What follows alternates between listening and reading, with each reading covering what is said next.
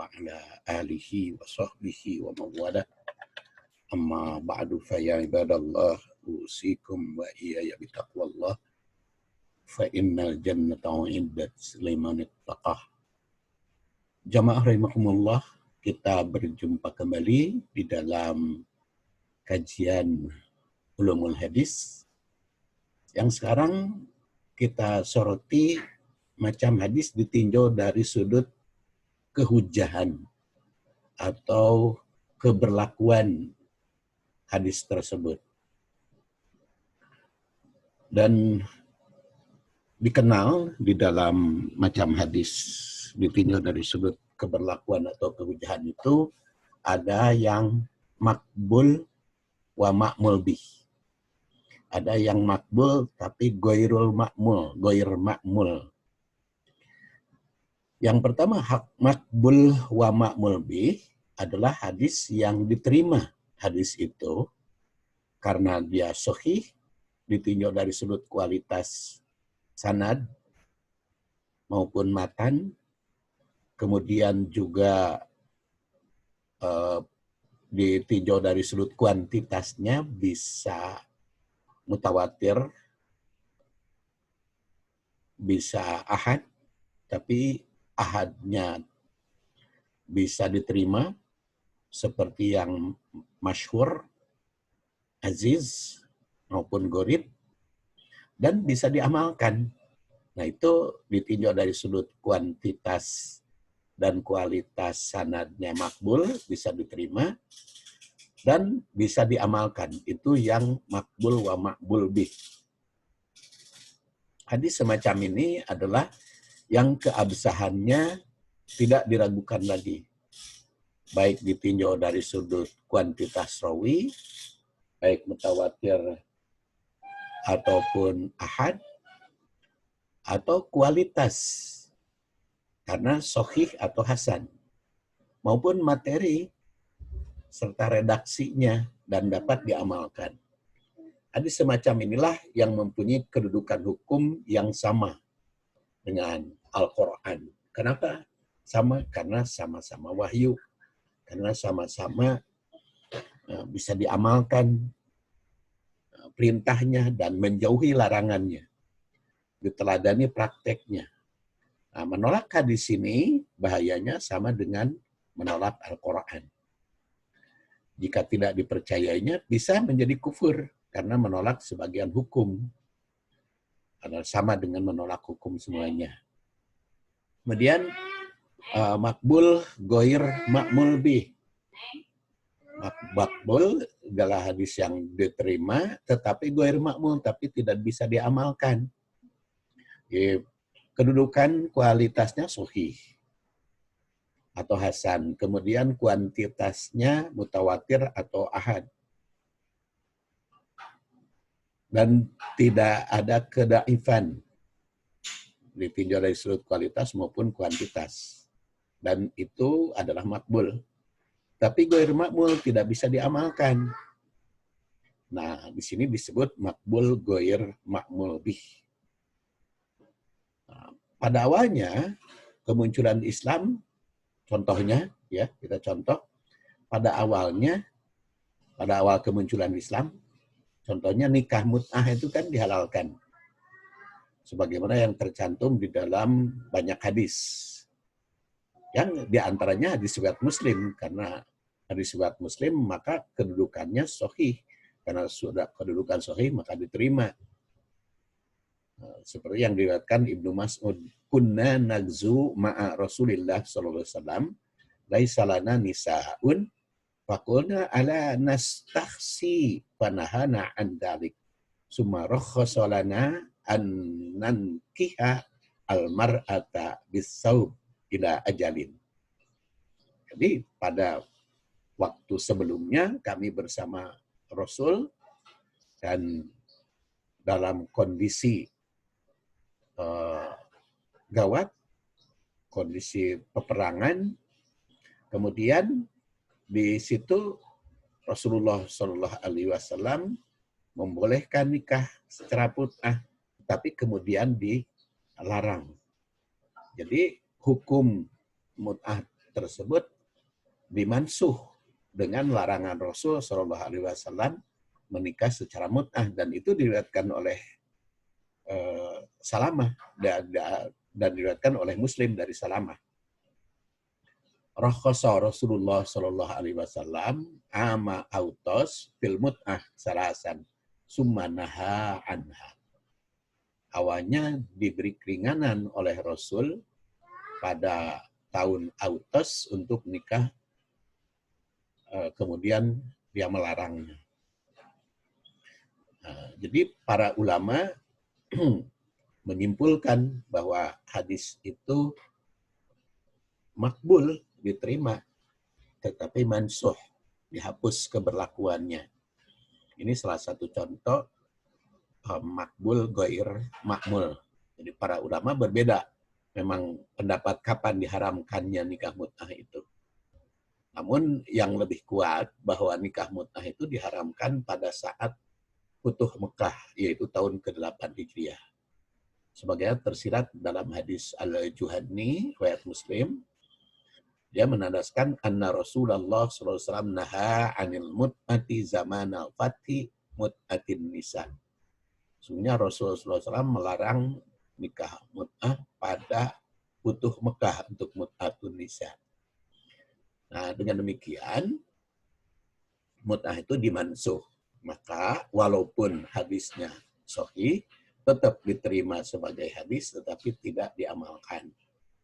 Jadi membolehkan nikah mut'ah itu diterima sebagai hadis sahih, tapi tidak boleh diamalkan karena telah dihapus keberlakuannya oleh hadis yang datang lebih akhir, yaitu pada Futuh Mekah.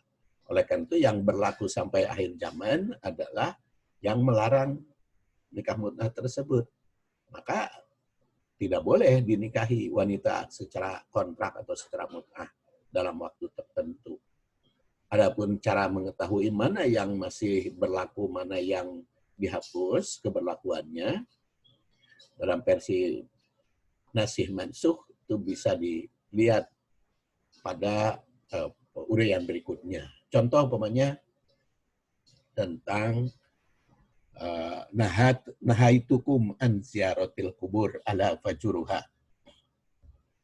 Itu contoh hadis yang ditetapkan oleh Rasul kemansuhannya. Kalau tadi kan nikah mut'ah tidak secara tersurat kapan dilarang, kapan dibolehkan, tetapi ada hadis yang akhir lebih tegas melarang. Tapi ada yang sekaligus oleh Rasul. Contohnya, nahaitukum an ziyaratil kubur ala fajuruha. Dulu saya melarang kamu ziarah kubur, tapi sekarang boleh. Yang demikian, hadis yang melarang ziarah kubur itu sudah tidak berlaku lagi. Oleh karena itu, Rasul dengan tegas membatalkan. Dan juga hadis tentang daging kurban. Anna Salamah bin Aqwa qala Nabi sallallahu alaihi wasallam man doha minkum fala yusbihanna ba'da salisah. Barang siapa yang berkurban, maka jangan ditangguhkan dagingnya sampai 3 hari. Wa baqiya fi baitihi min syai'un, sehingga tersisa di rumah melebihi 3 hari. Falamma kana amul mukbil, tetapi pada tahun berikutnya para sahabat itu bertanya, ya Rasulullah, naf'alu kama fa'alna amil madi, apa berlaku seperti apa yang telah engkau tetapkan pada tahun yang lalu? Tapi Rasul bersabda, kulu wa atimu wa dahiru. Makanlah dan sedekahkan dan simpan. Wa inna dalikal am kana bin nas jahdun fa aradu an tu'inu fiha. Karena itu latar belakangnya lain, tapi sekarang lakukan seperti itu. Atau hadis riwayat Abu Dawud. Ini keterangan sahabat. Kalau tadi langsung keterangan Rasul, keterangan sahabat. Contohnya, kana akhirul amrain min Rasulillah tarokal wudu mimma massatinnar. Jadi ada dua. Dulu Rasul memerintah wudhu karena berkaitan dengan api, tapi sekarang tidak. Terus setiap makanan yang harus dimasak, seperti makan daging setelah wudhu, maka jika ada sholat mesti wudhu lagi, kemudian dimansuh. Itu keterangan sahabat. Kemudian mandi karena bersentuhan kelamin. Dulu kan innamal ma'u minal ma'i. Jadi kalau mandi itu harus keluar mani, innamal ma'u minal ma'i. Jadi kalau hanya bersentuhan kulit, bersentuhan kelamin suami istri, tidak wajib mandi. Tetapi selanjutnya dimansuh oleh hadis Aisyah. Idza jalasa baina su'abihal arba, pamasal khitan, al-khitan faqad wajabal ghuslu. Apabila seorang duduk di antara dua cabang istrinya, kemudian bersentuhan antara hitan dengan hitan, faqad wajabal ghuslu. Itu keterangan Siti Aisyah. Kemudian juga bisa melalui fakta sejarah. Banyak hadis Syidad bin Aus, Abtarul hajim wal mahjum. Berbuka hajim yang dibekam maupun yang membekam. Nah, hadis itu dimansuh. Seperti di keterangan Ibnu Abbas. Anin Nabi Sallam, annahu ihtajama wa huwa sha'im. So, ihtijam. Karena dia dalam keadaan saum. Dan demikian jelas bahwa hadis yang pertama, Syidad, itu terjadi pada masa penaklukan kota Mekah, dan pada tahun 8 Hijriah, sedangkan hadis kedua itu pada tahun ke-10 Hijriah. Jadi dimansuh.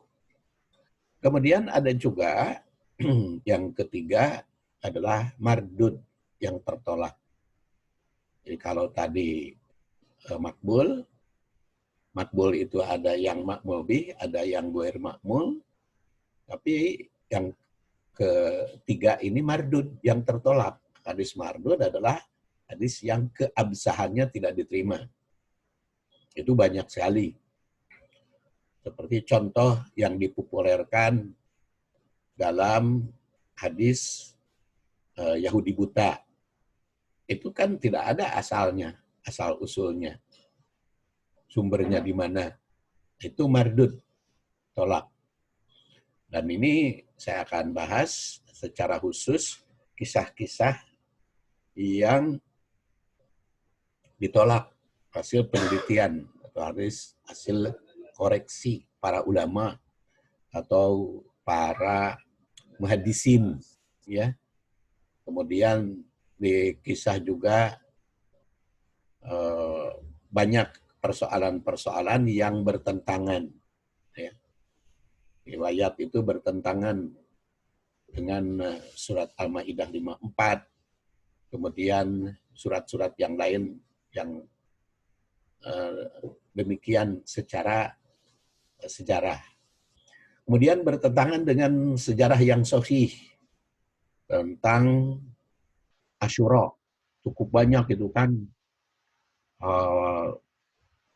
Man soma yauma asyura kataballahu ibadah sittina sana bisyamiha wa qiyamiha wa man soma yauma asyura atau sawaba asli alab halak wa man soma yauma asyura atau sawaba al haj wa mu'tamir wa man soma yauma asyura atau sawaba al man soma yauma asyura kataballahu ajr samat. Ini pahala saum Asyura sedemikian hebat.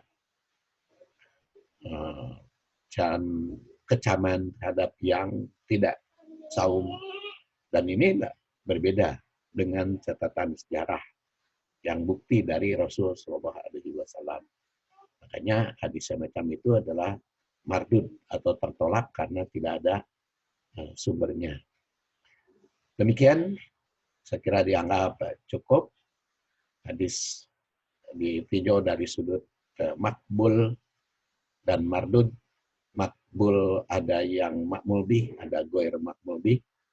Kemudian ada juga yang mansuh, sahih tetapi mansuh. Dan apabila kita kita menemukan seperti bertentangan antara satu hadis dengan hadis yang lain, tentu tidak bisa kita langsung mana dimansuh pada nasih. Tapi itu ada beberapa jalan. Yang pertama, kalau kelihatan berbeda itu thariqatul jam'i, dikumpulkan antara satu hadis dengan hadis yang lain. Bisa dikompromikan enggak hadis tersebut? Salah satu contoh tentang hadis riwayat Abu Hurairah dengan hadis dari Imam Muslim dari Ali bin Abi Thalib yang mewajibkan wudu karena menyentuh kelamin, tapi kata Abu Hurairah tidak termasuk kewajiban wudu. Nah, dikompromikan itu karena dua-duanya sahih. Maka kesimpulannya anjuran. Itu namanya thariqatul jam'i. Kalau tidak bisa thariqatul jam'i, ya thariqah nasih mansuh tadi, mana yang lebih dulu. Atau thariqatul tarjih, mana yang lebih sahih. Kira demikian. Subhanakallahumma wa bihamdik, asyhadu an la ilaha illa anta, astaghfiruka wa atubu ilaik. Wassalamualaikum warahmatullahi wabarakatuh.